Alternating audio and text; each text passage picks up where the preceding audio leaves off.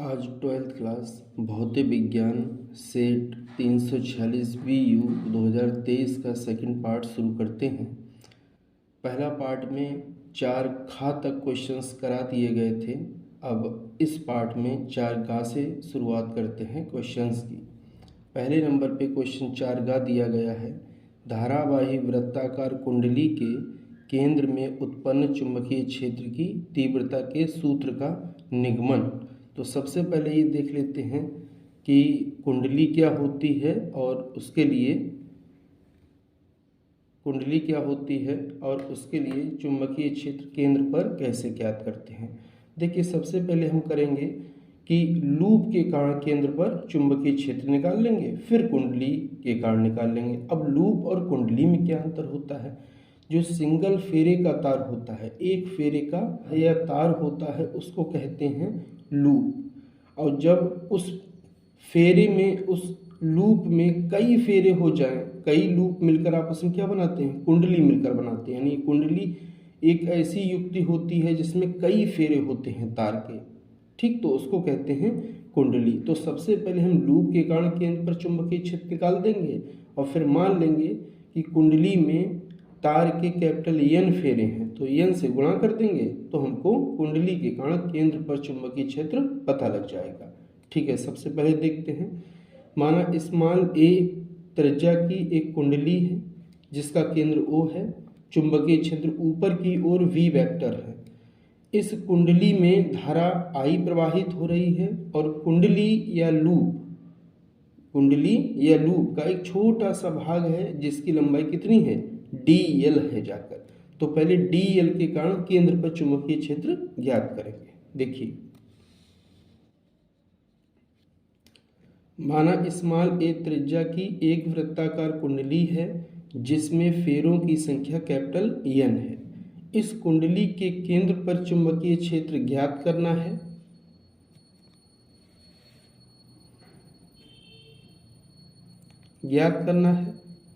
पहले लूप के कारण चुंबकीय क्षेत्र ज्ञात करने के लिए लूप को अनेक लघु अवयवों से मिलकर मानते हैं। यानी पहले हम लूप के कारण चुंबकीय क्षेत्र निकाल लेते हैं। ठीक, एक अवयव की लंबाई dl है, तो अवयव dl के कारण केंद्र O पर उत्पन्न चुंबकीय क्षेत्र।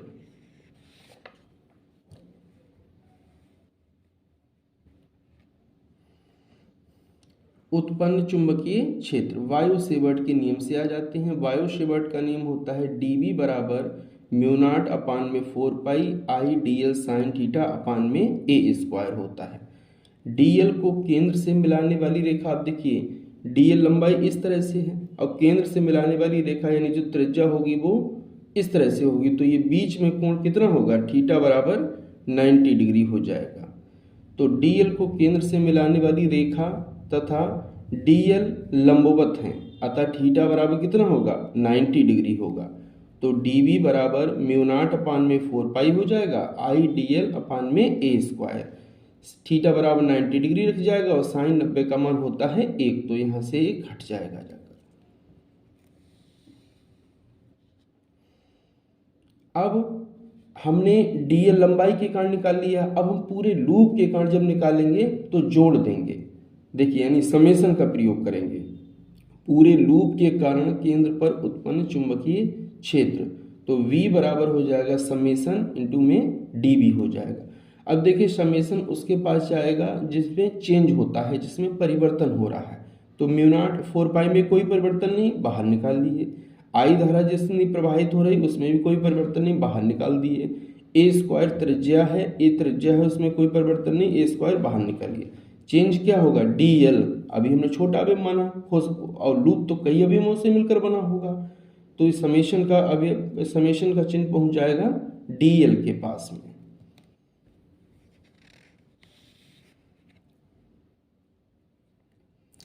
अब समेशन dl बराबर हो जाएगा 2 पाई a। अब देखिए dl क्या है? परिधि पर एक छोटा सा अवयव था। अब समेशन dl का मतलब क्या है? उस परिधि की कुल लंबाई, उस परिधि पर पूरा जो होगा लंबाई वो कितनी होगी? तो पूरी परिधि होती है 2 पाई r, चूंकि त्रिज्या a है तो 2 पाई a हो जाएगा। अब समेशन dl की जगह पे ये मान रख देते हैं, तो v equals to mu naught upon में 4 पाई आई अपान में a स्क्वायर और इंटू में 2 पाई a, पाई से पाई कट गया, 2 से 2 कट गया, तो v इक्वल्स टू आ जाएगा म्यू नॉट आई अपान में 2a, v equals to mu naught I upon में 2a। ठीक, यह लूप के कारण केंद्र पर उत्पन्न चुंबकीय क्षेत्र की तीव्रता है। अब लूप के कारण निकल गया, अब हमको किसके कारण निकालना, कुंडली के कारण। कुंडली में फेरों की संख्या कैपिटल N है, अतः कुंडली के केंद्र पर उत्पन्न चुंबकीय क्षेत्र जाकर केवल N से गुणा कर दीजिए, तो v equals to mu not NI upon में 2a हो जाएगा। ठीक, मोस्ट इंपॉर्टेंट है परीक्षा की दृष्टि से। नेक्स्ट क्वेश्चन पर आते हैं। प्रश्न संख्या 4 घ दिया गया है, प्रिज्म कोण 60 डिग्री वाले प्रिज्म में प्रकाश किरण डालने पर न्यूनतम विचलन कोण 30 डिग्री प्राप्त होता है। प्रिज्म के पदार्थ के अपवर्तनांक ज्ञात कीजिए। देखिए, कोई भी क्वेश्चन हो, सबसे पहले क्वेश्चन में हम ये देखते हैं कि हमको क्या दिया गया है और क्या ज्ञात करना है। तो सबसे पहले देखते हैं, प्रिज्म कोण दिया गया है, कितना है, 60 डिग्री है, तो ये ए का मान कितना दिया गया है, 60 डिग्री दिया गया है। आगे बढ़ते हैं, न्यूनतम विचलन कोण दिया गया है, यानी डेल एम का मान दिया गया है, कितना है, 30 डिग्री, तो न्यूनतम विचलन कोण डेल एम बराबर कितना हो जाएगा, 30 डिग्री हो जाएगा। पूछा क्या है, पदार्थ का अपवर्तनांक, यानी अपवर्तनांक हमको ज्ञात करना है, तो वर्तनांक एन बराबर क्या हो जाएगा, क्वेश्चन मार्क हो जाएगा।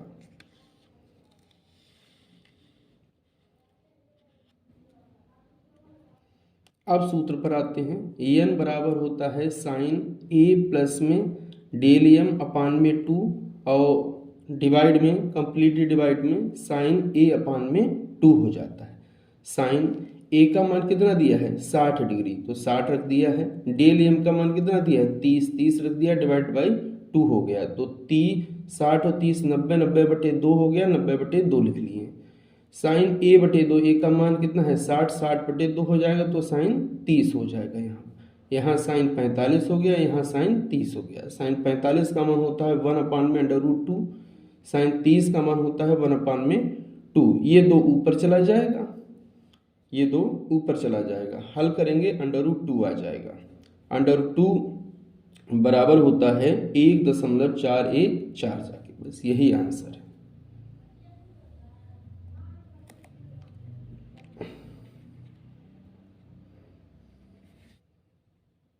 अब नेक्स्ट क्वेश्चन पर आते हैं। क्वेश्चन दिया गया है, चित्र के अनुसार धात्वीय तार से बने ABC, धात्वीय तार से बने ABC समकोण त्रिभुज अपने तल में 2 मीटर पर सेकंड की एक समान चाल से गति करता है। यानी ये समकोण त्रिभुज है, कितनी चाल से गति करता है, 2 मीटर पर सेकंड की चाल से अपने तल में। तल के लंबवत चुंबकीय क्षेत्र V दिया गया है 0.5 टेस्ला, एक समान चुंबकीय क्षेत्र लगा है ऊपर की ओर या नीचे की ओर, लंबवत कहीं भी हो सकता है। तार के खंड BC, AC, AB के सिरों के मध्य प्रेरित विद्युत वाहक बल की गणना कीजिए। मोस्ट इंपॉर्टेंट क्वेश्चन है, बहुत पूछा जाता है। तो देखते हैं, एक त्रिभुज बना लिए हैं ABC है, इसकी साइड दे रखी हैं 3 मीटर दे रखी हैं और 4 मीटर। क्वेश्चन में चित्र दिया रखा है। अब ये त्रिभुज जो है एक समान B वेग से या B चाल से आगे की तरफ जा रहा है। ठीक, आगे की तरफ अपने तल में गति कर रहा है। चुंबकीय क्षेत्र B है ऊपर की तरफ। तो सबसे पहले बात करते हैं खंड BC की बात करते हैं। B हो गया, ये C हो गया। BC में प्रेरित विद्युत वाहक बल, देखिए प्रेरित विद्युत वाहक बल E बराबर होता है VL और इंटू में साइन थीटा हो जाता है, इंटू में क्या हो जाता है, साइन थीटा हो जाता है। समझते हैं इसको अच्छी तरह से। थीटा जो कोण होता है V और L के बीच में होता है। किसके बीच में होता है, V और L के बीच में होता है। तो सूत्र लगाते हैं, तो VL आप देख रहे होंगे BC साइड ये है और गति आगे की तरफ हो रही है, तो बीच में कोण कितना होगा, 90 डिग्री। तो साइन 90 का मान कितना हो जाएगा, 1 हो जाएगा। तो ई बराबर बचेगा वी बी एल, सबके मान लगा देते हैं।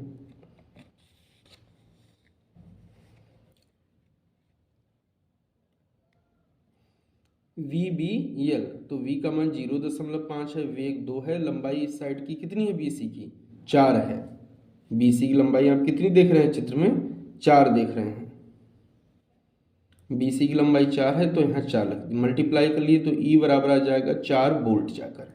अब एक बीसी के कारण चुंबकीय प्रेरित विद्युत वाहक बल निकल गया है। अब हमको किसके कारण निकालना है, एसी के कारण। तो एसी के कारण देखिएगा एसी और वी दोनों समांतर हैं, तो समांतर होंगे, थीटा बराबर कितना होगा 0 डिग्री होगा। थीटा बराबर कितना होगा 0 डिग्री होगा, और साइन 0 का मान होता है 0। तो देख लेते हैं, खंड एसी में प्रेरित विद्युत वाहक बल प्रेरित नहीं होगा क्योंकि V और L एक दूसरे के समांतर हैं। ध्यान रखेंगे, मोस्ट इंपॉर्टेंट है। अब आते हैं भुजा कौन सी बची हुई है, A और B के बीच में। अब A और B के बीच में देखें, ये गति तो आगे की तरफ कर रहा है, यानी गति इधर हो रही है। अब भुजा ये है जाकर, तो हमको कौन सा कोण चाहिए होगा, ये वाला थीटा कोण चाहिए होगा कि ये थीटा कोण कितना है। अब देखेंगे इस बड़े वाले त्रिभुज में भी देख लें, जैसा ये समांतर है वैसे ही ये समांतर है, तो बड़ी वाली भुजा ले लेते हैं तो ज़्यादा सही रहेगा। तो थीटा बराबर हो जाएगा, साइन में कोण चाहिए तो साइन थीटा बराबर क्या होता है, लंब बटे कर्ण होता है बराबर में। अब कोण के सामने का लंब कितना है 4 मीटर, ये 4 मीटर हो गया। अब कर्ण कितना है, कर्ण कैसे निकालेंगे, कर्ण बराबर हो जाएगा अंडर रूट के अंदर लंब स्क्वायर प्लस में आधार स्क्वायर जाकर, तो बराबर रहेगा लंब स्क्वायर यानी 4 चौक 16, आधार यानी 3 तियाँ 9 जाके अंडर रूट के अंदर 25 हो जाएगा, बराबर में कितना हो जाएगा 5 हो जाएगा। तो 4/5 में जाकर आते हैं, ठीक, ये हो जाएगा कोण। अब आगे बढ़ते हैं।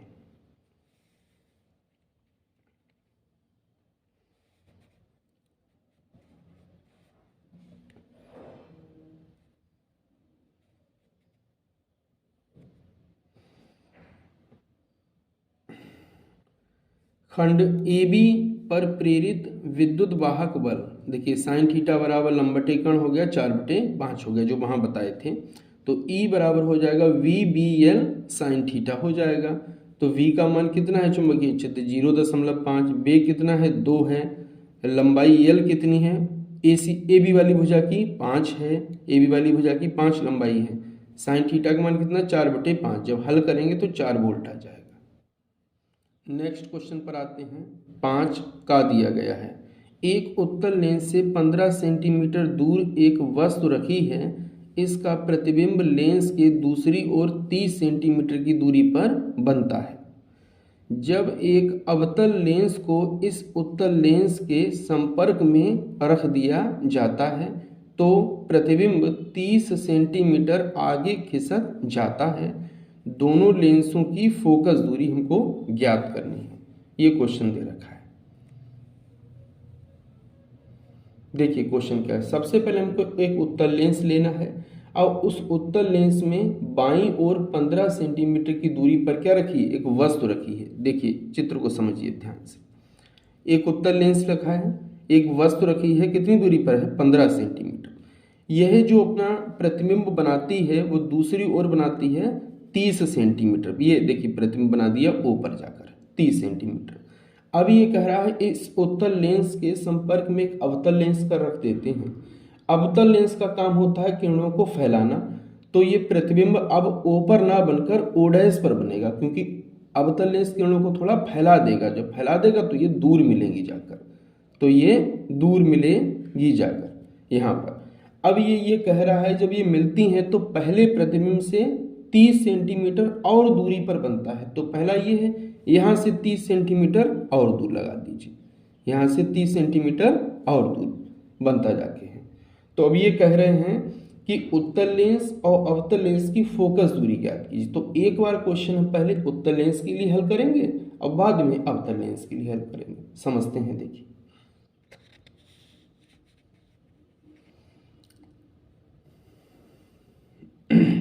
सबसे पहले उत्तल लेंस के लिए अब देखिए u कितना होगा माइनस का 15 सेंटीमीटर। भाई दूरी की वस्तु कहाँ पे रखी है, 15 सेंटीमीटर रखी है, बाईं ओर है इसलिए माइनस में है। प्रतिबिंब उत्तल लेंस कितनी दूरी बना रहा है, 30 सेंटीमीटर पे, और वो भी दाईं ओर, तो दाईं ओर की दूरियां सभी प्लस में लेते हैं, 30 सेंटीमीटर हो गया है। ठीक, अब आते हैं लेंस के सूत्र पर। 1/b माइनस 1/u बराबर में 1/में एफ जाकर, तो 1/b, b का मान कितना है 30 रख दिए, माइनस 1/u, u का मान -15, तो माइनस माइनस प्लस अगले स्टेप में हो जाएगा, बराबर में 1/एफ हो जाएगा, 1/में एफ हो जाएगा। ठीक, अब एलसीएम ले लेते हैं, तो एलसीएम 30 रहेगा, ऊपर 1 + 2 हो जाएगा, बराबर में 1/एफ हो जाएगा। एलसीएम लेने के बाद तो 3/30 हो जाएगा, बराबर में 1/एफ हो जाएगा, कट जाएगा तो एफ बराबर 10 सेंटीमीटर आ जाएगा। ये तो उत्तल लेंस की बात होगी। अब बात करते हैं अवतल लेंस के लिए, ध्यान से समझेंगे। अब ये अवतल लेंस का लिए क्या होगा, उत्तल लेंस के द्वारा बनाया गया प्रतिबिंब अवतल लेंस के लिए वस्तु का कार्य करेगा। सुनते रहिएगा, उत्तल लेंस जो प्रतिबिंब बनाया है, कहाँ बनाया है, 30 सेंटीमीटर दूरी बनाया था, जो O बिंदु पर बनाया है वो। अब यही O बिंदु पर बनाया गया प्रतिबिंब अवतल लेंस के लिए वस्तु का कार्य करेगा, और अवतल लेंस इस O बिंदु पर बनाए गए प्रतिबिंब को, नया प्रतिबिंब कहाँ बनाएगा, जाकर O' पर बनाएगा, O' पर बनाएगा। फिर चित्र एक बार देख लीजिए, ये O है, तो इसकी दूरी अवतल लेंस कितनी है, 30 सेंटीमीटर। अब ये प्रतिबिंब क्या करा, 30 सेंटीमीटर दूर करके बनाता है, तो 30 और 30 मिलकर कितना हो जाएगा, 60।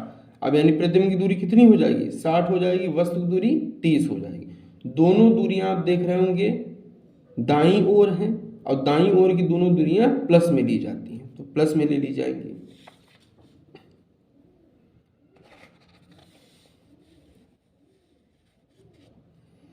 u बराबर +30 हो जाएगा, b बराबर प्लस का 60 हो जाएगा। तो लेंस सूत्र से आ जाते हैं, 1/b माइनस 1/u बराबर में 1/में एफ जाकर, 1/b, b का मान कितना 60, 1/u, u का मान 30 है, बराबर में 1/एफ जाके। एलसीएम ले लेते हैं 60, नीचे 1 - 2 ऊपर हो जाएगा, बराबर में 1/में एफ जाके हो जाएगा।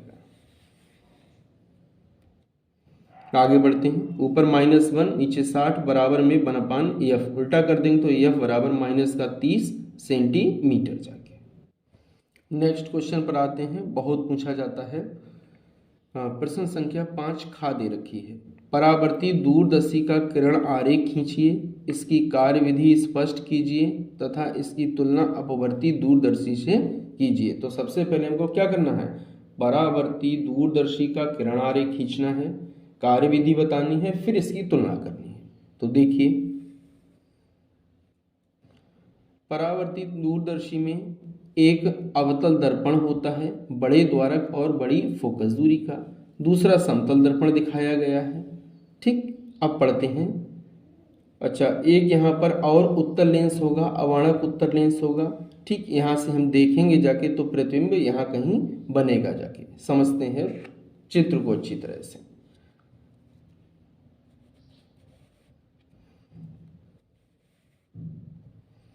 इसमें एक बड़े आकार तथा बड़ी फोकस दूरी का अवतल दर्पण यम1 होता है। देखिए, अवतल दर्पण कौन सा हो गया, यम1, इसकी बात हो रही है, इस यम1 की बात हो रही है। यम1 होता है जिसे अविदृश्य कहते हैं। अविदृश्य का मतलब ये होता है जो वस्तु की साइड में रखी हो, दृश्य जहाँ देखना हो वो उसकी बात हो रही, तो इसलिए अविदृश्य कहते हैं। जो एक चौड़ी नली के एक सिरे पर लगी रहती है, लगा रहता है, नली का दूसरा सिरा दूर स्थित वस्तु की ओर होता है जाकर। ठीक है, दूर स्थित वस्तु की ओर कर देते हैं दूसरा सिरा। देखिए, एक नली है, एक सिरे पर अविदृश्यक लेंस हो गया है, अविदृश्यक दर्पण हो गया है, और दूसरी नली का सिरा है उसकी तरफ कर देते हैं जिधर से हम वस्तु को देख रहे हैं, क्योंकि वस्तु का प्रकाश किस पे पड़ेगा, कि दर्पण पर पड़ेगा आकर। नली में अवतल दर्पण के फोकस से कुछ पहले, अवतल दर्पण का फोकस होगा उससे कुछ पहले समतल दर्पण M2 लगाओ। देखिए, जो तिरछा समतल दर्पण M2 लगाए हैं, मुख्य अक्ष से 45 अंश के कोण पर झुका हुआ रखा रहता है। देख लीजिए दर्पण को, ये दर्पण M2 लगा हुआ है 45 डिग्री पर मुख्य अक्ष के साथ में। ये मुख्य अक्ष होगी, यहाँ से 45 डिग्री के कोण पर झुका हुआ मान लिया गया। ठीक है, यहाँ से इस साइड, सॉरी। कम फोकस दूरी व छोटे द्वारक का एक अन्य अवर्णक उत्तल लेंस ई लगा रहता है, जिससे नेत्रिका यानी जो हमारी आँख की तरफ रहता है उसे क्या कहते हैं, नेत्रिका कहते हैं। ये देखिए, कम फोकस दूरी छोटे द्वारक का, क्योंकि नेत्र छोटा है इसलिए दर्पण भी लेंस हमको छोटे द्वारक का रखना पड़ेगा। ठीक, अब आते हैं कार्यविधि पर। अवतल दर्पण M1 दूर स्थित वस्तु AB से आने वाली समांतर किरणों को अपने फोकस पर केंद्रित करता है। देखते जाइए चित्र को भी साथ में।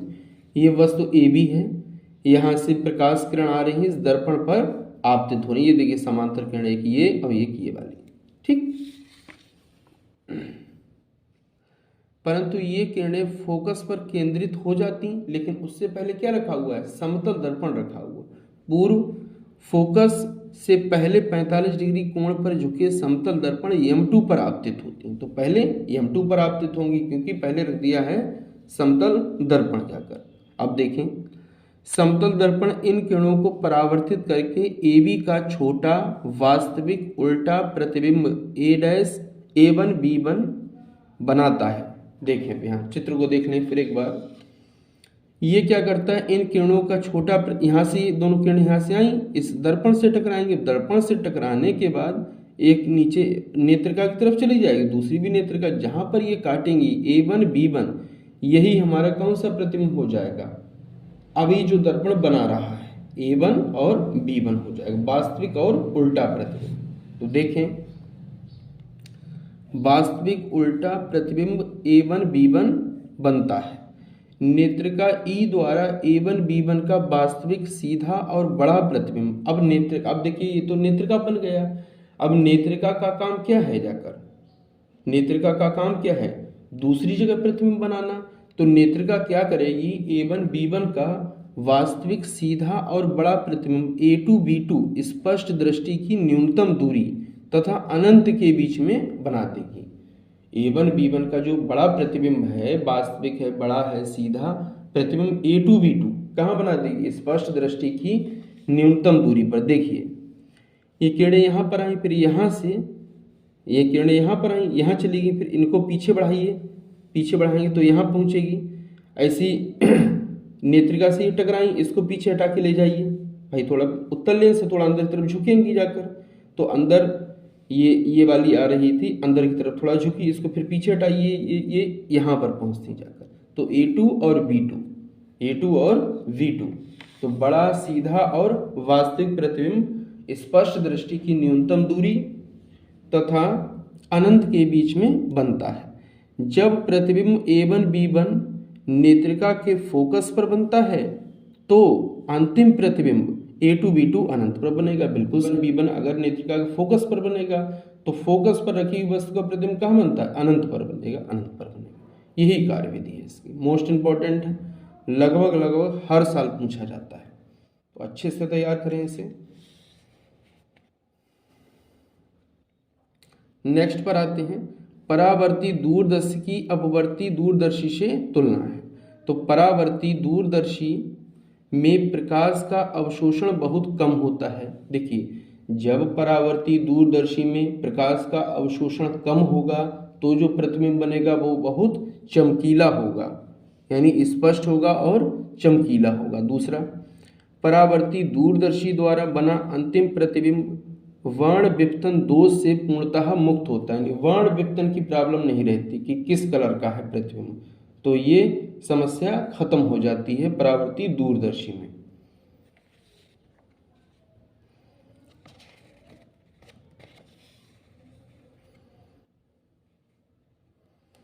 इसमें परवलयाकार दर्पणों के प्रयोग से गोलीय विपतन भी स्वतः दूर हो जाता है। देखिए, परवलयाकार दर्पण प्रयोग किए तो गोलीय विपतन भी दोष स्वयं ही समाप्त हो जाता है। ठीक है, मोस्ट इंपॉर्टेंट था, अच्छे से तैयार कीजिए इसे। नेक्स्ट क्वेश्चन पर आते हैं। प्रश्न संख्या 5 गा दे रखी है, दर्शाए गए परिपथ के 10 ओम प्रतिरोध में प्रवाहित धारा का मान ज्ञात कीजिए। मोस्ट इंपॉर्टेंट है किरचॉफ के नियम का। ये 10 ओम है, इसमें हमको धारा निकालनी है, तो ध्यान से समझेंगे फिर हल करेंगे। देखिए ये बैटरी का प्लस वाला सिरा है, तो प्लस वाले से धारा चलाइए, धारा यहाँ जाएगी, इधर आएगी, इधर होते हुए फिर यहाँ पर लौट आएगी। मान लिया हम कुल धारा यहाँ पर आई है, फिर ये धारा यहाँ पर दो भागों में बट जाएगी, क्योंकि दोनों किस में हैं, समांतर क्रम में। तो I1 धारा यहाँ चली जाएगी, जब I1 इधर चली जाएगी तो यहाँ कौन सी होगी, I में से I1 घटने वाली यहाँ पर हो जाएगी, तो I माइनस का I1 हो जाएगा। ध्यान सुनिएगा, I धारा यहाँ आई है, मान लिया हम ऊपर धारा कौन सी जा रही I1, तो नीचे बचेगी I माइनस का I1। ठीक, ये हो गया। अब किरचॉफ के दूसरे नियम का प्रयोग करते हैं। एक बार पहले लूप के लिए, बाहर वाला देखिए ये लूप है, इस वाले लूप के लिए, ठीक। और दूसरा कौन सा होगा, बड़ा वाला लूप, ये ऊपर वाला, क्योंकि 10 ओम का प्रतिरोध ऊपर वाले में लगा। एक बार ये लूप प्रयोग कर लेंगे, आंसर आ जाएगा। देखते हैं लूप 1 में किरचॉफ के दूसरे नियम से। अब लूप, पहला लूप देखिए, ये पहला नंबर लिखा हुआ तो ये वाला है, ये लूप, इसको देखिए, ये पहला लूप है जाकर, ठीक। अब देखिए इस लूप में देखेंगे कौन कौन से पहले प्रतिरोध लगे हुए हैं। देखें ध्यान से, धारा की दिशा इधर है, इसमें कितना 6, और धारा कितनी है I माइनस का I1, तो 6 हो जाएगा I माइनस का I1।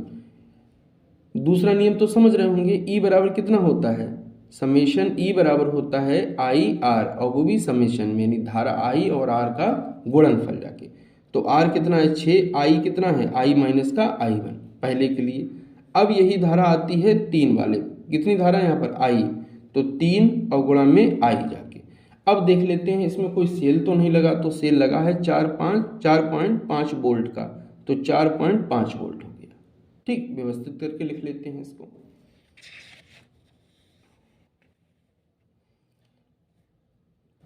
तो ये 3I रहा, 6I माइनस का 6I1 बराबर में 4.5, तो 6 और 3 9, यहाँ भी आई यहाँ भी आई, तो ये हो जाएगा 9I माइनस का 6I1 बराबर 4.5, समीकरण नंबर 1।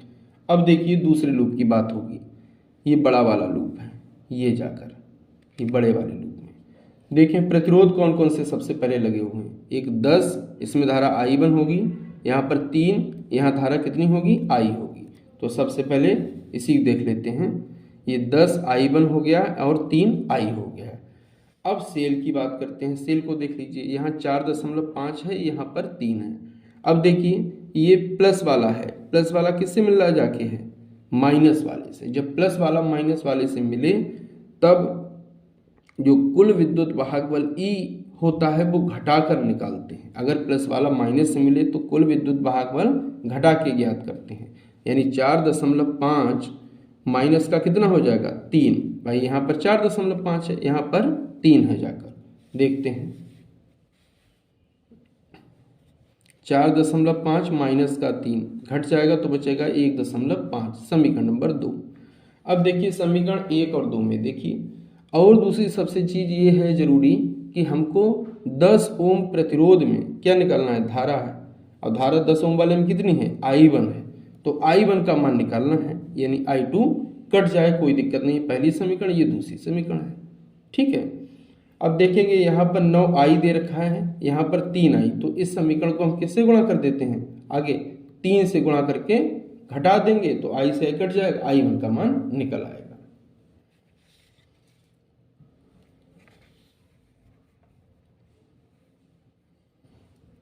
समीकरण 2 को 3 से गुणा कामा समीकरण 1 के साथ हल करने पर देखिए, समीकरण 2 को 3 से गुणा कर देंगे, यहाँ हो जाएगा 30I1 प्लस में 9I बराबर 1.5 की 3 से गुणा होगी तो 4.5 हो जाएगा।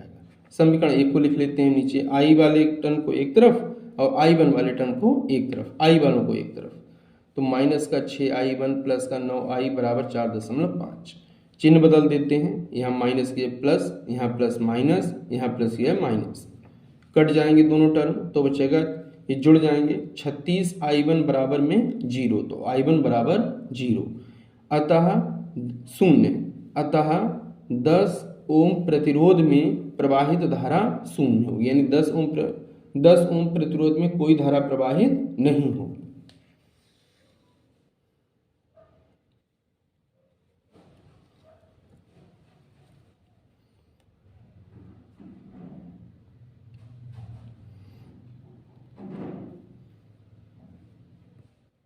नेक्स्ट क्वेश्चन पर आते हैं।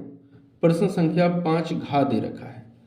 पीएन संधि डायोड में अपक्षय परत की संरचना स्पष्ट कीजिए। नंबर 1 तो ये बताना है। दूसरा, एवलांस भंजन दर्शाते हुए उत्क्रम अभिनत या फिर पश्च अभिनत संधि डायोड की अवलक्षणिक वक्र खींचिए। मोस्ट इंपॉर्टेंट है। देखिए सिलेबस कम हो गया है, तो जो आ चुके हैं क्वेश्चन उनके आने के ज़्यादा चांस रहते हैं। जो भी बचे हुए क्वेश्चन हैं सिलेबस में, देखते हैं पहले अपक्षय परत को। संधि डायोड में संधि के दोनों ओर की उस परत को जिसमें चलनशील आवेश वाहक, अब चलनशील आवेश वाहक का मतलब क्या है? इलेक्ट्रॉन और कोटर। देखिए आवेश वाहक कौन से होते हैं? एक तो इलेक्ट्रॉन होता है, दूसरा कोटर होते हैं, इनको होल्स भी बोलते हैं। आवेश वाहक नहीं रहते, अपक्षय परत कहलाती, यानी ना तो इलेक्ट्रॉन दिखे और ना ही कोटर दिखे, दोनों साइड में, संधि के दोनों साइड में। अपक्षय परत की मोटाई 10⁻⁶ मीटर की कोटि की होती है। अपक्षय परत के सिरों के बीच उत्पन्न विभवांतर को विभव प्राचीर कहते हैं। मोस्ट इंपॉर्टेंट है। अपक्षय परत की मोटाई 10⁻⁶ मीटर की कोटि की होती है और अपक्षय परत के सिरों के बीच जो विभवांतर होता है, उसे विभव प्राचीर कहते हैं। चित्र में देख लेते हैं अपक्षय परत को। ग्राही आयन है माइनस वाले और यहाँ पर दाता आयन है प्लस वाले जाकर। ठीक, अब प्लस वालों के पास में ये काले कलर के दिख रहे हैं, ये माइनस वाले हैं, इनको कहते हैं इलेक्ट्रॉन। और यहाँ माइनस वाले हैं तो इनके पास प्लस वाले होंगे। ये छोटे से रिंग में जो दिख रहे हैं ये हैं कोटर जाके। आवेश वाहक कौन होते हैं? इलेक्ट्रॉन और कोटर। अब बीच में देखते हैं, यहाँ पर देखें, यहाँ पर ग्राही आयन माइनस और दाता आयन प्लस दिख रहे हैं, लेकिन आप देख रहे हैं ना तो कहीं कोटर दिख रहे हैं इतने एरिया में और ना ही कहीं इलेक्ट्रॉन दिख रहे हैं। तो जिस क्षेत्र में संधि के दोनों ओर इलेक्ट्रॉन और कोटर ना दिखें तो समझ लीजिए वही अपक्षय परत है जाकर। ठीक,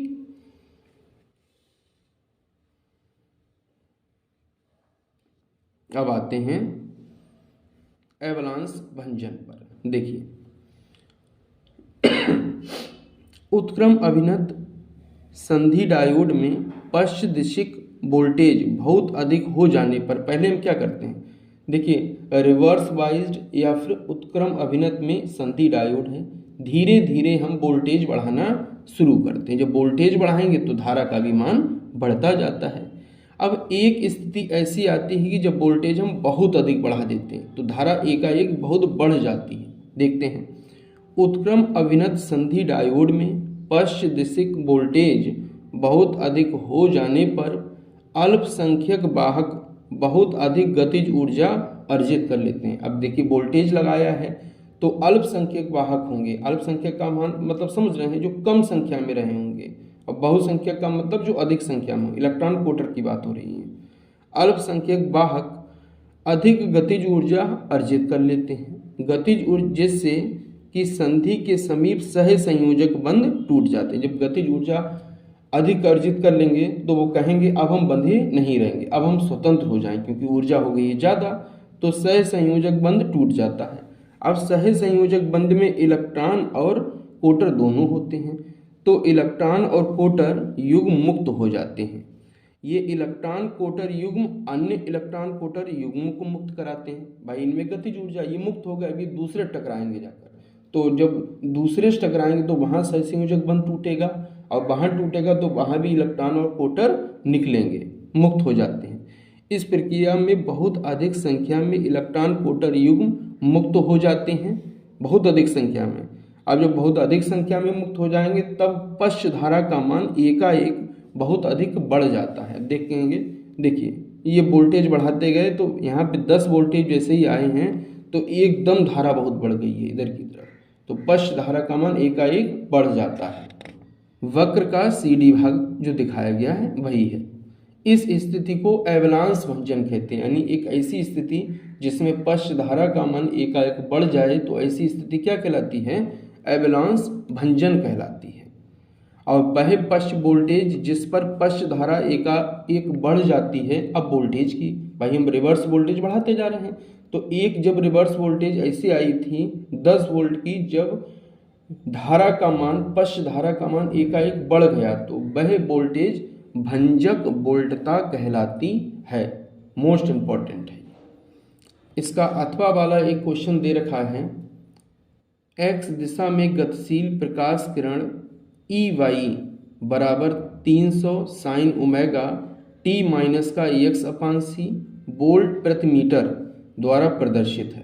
ठीक, ये विद्युत क्षेत्र का समीकरण दे रखा है। एक इलेक्ट्रॉन बाई दिशा में 2 × 10⁷ मीटर पर सेकंड की चाल से गति करता है। इलेक्ट्रॉन में लगने वाले अधिकतम चुंबकीय बल की गणना कीजिए। मोस्ट इंपॉर्टेंट है, बहुत पूछा जाता, बहुत आसान है। ठीक, आगे बढ़ते हैं इस पर। अब समीकरण दिया गया है ई वाई बराबर 300 sine omega t minus k x upon में सी जाकर इसकी तुलना कर लेते हैं। E y equals to E not sine omega t minus k x upon c से तुलना कर लेते हैं, तो सब सेम है, तो ई नॉट बराबर कितना हो जाएगा? 300। ई नॉट बराबर हो जाएगा 300 वोल्ट प्रति मीटर जाकर। अब ई बी सी याद रखें, ई और बी इन दोनों का अनुपात किसके बराबर होता है? सी के बराबर, तो नॉट लगा हुआ है तो ई नॉट बी नॉट और सी हो जाएगा। अब यहाँ से हमको मान किसका निकालना है? वी नॉट का, क्योंकि सी का मान हमको पता होता है 3 × 10⁸ होता है, तो वी नॉट बराबर हो जाएगा ई नॉट अपान में सी हो जाएगा। ई नॉट का मान कितना है? 300, सी का मान है 3 × 10⁸। हल करेंगे तो आ जाएगा 1 × 10⁻6 टेस्ला, 1 × 10⁻6 टेस्ला जाकर। अब बल निकाल लेते हैं। इलेक्ट्रॉन पर बल होता है एफ बराबर q v B sine theta, या फिर क्यू और सदिश रूप में लिखेंगे तो साइन हट जाएगा, तो v vector cross v vector हो जाएगा। क्यू का मान कितना है? इलेक्ट्रॉन पर आवेश होता है 1.6 × 10⁻19। वेग कितना है? 2 × 10⁷ और है किस दिशा में? बाई दिशा में। अब बाई दिशा में सदिश जो लेते हैं वो जे कैप लेते हैं, तो जे हो गया। चुंबकीय क्षेत्र आप देख रहे होंगे, चुंबकीय क्षेत्र किस दिशा में होगा? इसके भी लंबवत होगा। अब लंबवत होगा तो के दिशा में होगा, तो चुंबकीय क्षेत्र कितना हो जाएगा? 1 × 10⁻6 के हो जाएगा। अभी मान जो निकल के आया है यहाँ पर देख रहे हैं, ये लंबवत होता है, बेग के भी लंबवत होता है, ये तो 1.2 × 2 × 1 × 10⁻18 पावर को एडजस्ट कर लेंगे, और जे क्रॉस में के। अब जे क्रॉस में के बराबर किसके होता है? आई होता है। अगर यही डॉट प्रोडक्ट होता तो 0 हो जाता है, लेकिन क्रॉस प्रोडक्ट है, सदिश रूप है, तो जो बचा हुआ होता है वो आ जाता है, तो जे के फिर आई आ जाएगा, तो आई हो जाएगा इतना। यानी चुंबकीय बल कितना होगा? 3.2 × 10⁻18 न्यूटन होगा। आई कैप दिया है गया है, यानी किस दिशा में लग रहा होगा? एक्स अक्ष पर लग रहा होगा, क्योंकि आई एक्स अक्ष के लिए होता है, बाई के लिए जे कैप होता है और जेड अक्ष के लिए के कैप होता है। नेक्स्ट क्वेश्चन पर आते हैं। एक हाइड्रोजन परमाणु 1025 एंगस्ट्रॉम का परावैगनी विकिरण उत्सर्जित करता है। इस संक्रमण में संलग्न ऊर्जा स्तरों की क्वांटम संख्याएं ज्ञात कीजिए। यानी हमको ये बताना है कि संक्रमण कहाँ से कहाँ के लिए होगा। तो देखिए 5 तरह की श्रेणी पढ़े हैं हम लोग, लाइमन, पाशन, ब्रेकेट, फुंड, 5 श्रेणी पढ़े हैं। सभी में जो हाइड्रोजन परमाणु होता है वो हमेशा n बराबर 1 से ही जाता है। अगर दूसरे में जाए तब लाइमन, तीसरे में पहुंचे पहले से तो बामर, इसी तरह से बढ़ती जाती है। ठीक, तो हमको श्रेणी नहीं पता है, तो वही श्रेणी बतानी है कि किस श्रेणी में होगा। ध्यान से सुनिए। हाइड्रोजन परमाणु के लिए Z बराबर होता है 1। अच्छा, और एक इसमें रेडबर्ग कांस्टेंट प्रयोग होगा तो 1.097 और गुणा 10⁻7 मान होता है उसका, आगे प्रयोग होगा, यूज करेंगे इसको। तो सूत्र होता है 1/λ बराबर में RZ², 1/N1² - 1/N2²। लैम्डा का मान ये दिया गया है, एंगस्ट्रॉम को मीटर में बदल लिए हैं 10 की घात -10 से गुणा करके। आर का मान 1.097 मल्टीप्लाई 10⁻⁷ हो जाएगा। z का मान कितना है 1, तो 1 का स्क्वायर हो जाएगा। 1/में n1 स्क्वायर है, n1 का मतलब क्या है, किससे आ रहा है, तो सब संक्रमण n1 बराबर 1 से ही होते हैं, तो n1 बराबर 1 हो गया। n2 हमको नहीं पता है, इसको ऐसे ही छोड़ दिए हैं। अब इसको एक साइड में लेते हैं, ये यहाँ पे देखें गुणा में इधर जाएगा तो भाग में पहुंच जाएगी, यहाँ पे हल कर लिए। यहाँ पर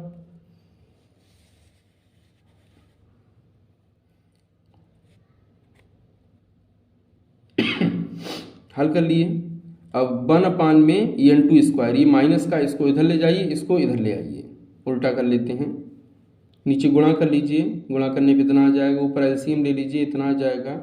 अब ये 1/में n2 स्क्वायर, इसको उल्टा कीजिए, उल्टा करेंगे तो n2 स्क्वायर आ जाएगा। ये यहाँ से उल्टा करेंगे, दोनों साइड में उल्टा करेंगे तो n2 स्क्वायर हो जाएगा। फिर उसका वर्गमूल ले लेते हैं, तो n2 बराबर अंडर रूट के अंदर इतना आ जाएगा। दोनों हल करेंगे तो n2 का मान लगभग 3 आ जाएगा।